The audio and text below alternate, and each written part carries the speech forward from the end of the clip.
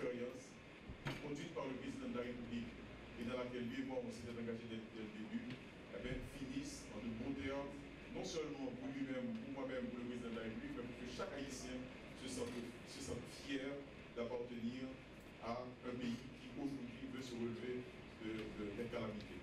Et ça m'a touché. Et je sais qu'avec lui, on va travailler bien ensemble.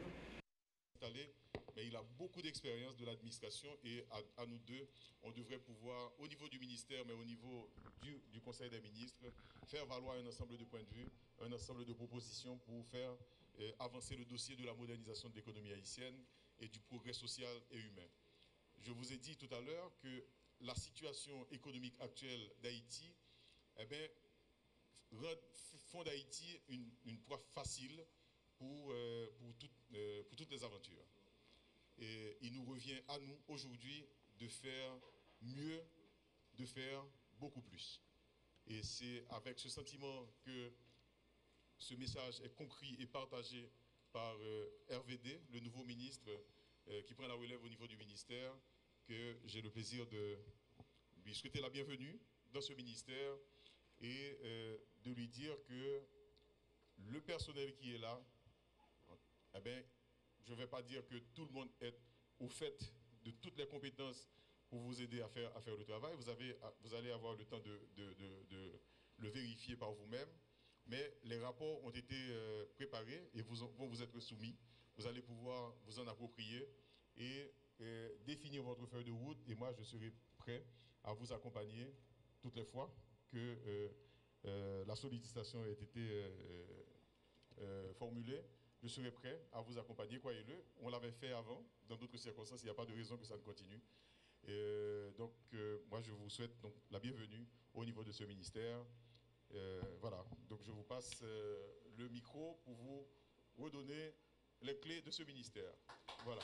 Je suis ici non pas pour remplacer M. Lalo, mais pour continuer ce que M. Lalo a entamé et qui s'inscrit dans le cadre des engagements électoraux de M. le Président de la République, retenus et soutenus par le Premier ministre en acceptant le poste.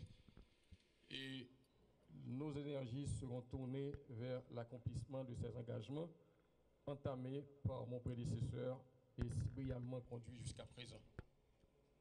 Le ministère du Commerce et de l'Industrie se retrouve aujourd'hui à un carrefour où ces termes de référence sous la conduite de mon prédécesseur peuvent être considérés redéfinis. Aujourd'hui, je ne sais si c'est la conscience de tous ceux qui constituent le personnel de ce ministère. Nous avons une très lourde responsabilité qui demeure la mise en place de structures entrepreneuriales, de structures industrielles, de structures commerciales, et avec la volonté manifeste que ces démarches et que ces activités garantissent la génération de revenus, qui est la condition essentielle du recul de la pauvreté. Ce ministère a une vocation quasi transversale. Elle se retrouve en obligation d'être accompagnée par d'autres ministères qui, ensemble, devront nous permettre d'atteindre les objectifs que nous sommes fixés. Nous nous appuyons sur le collègue des travaux publics. Aujourd'hui, nous comptons nous appuyer fortement sur le collègue de l'agriculture afin de valoriser ce que nous avons de potentiel, les formaliser, permettre qu'à travers ces secteurs, l'objectif final qui est le bien-être collectif soit garanti. Je n'ai pas la magie du verbe, je ne m'engagerai pas de grands discours. Je veux simplement demander à chacun d'entre vous qui constitue ce personnel de me considérer comme un ministre de mission. Je suis là pour accomplir ce qui est attendu dans le cadre de ce mandat qui a été donné par le président de la République, qui m'honore pour la seconde fois de faire partie de son équipe gouvernementale.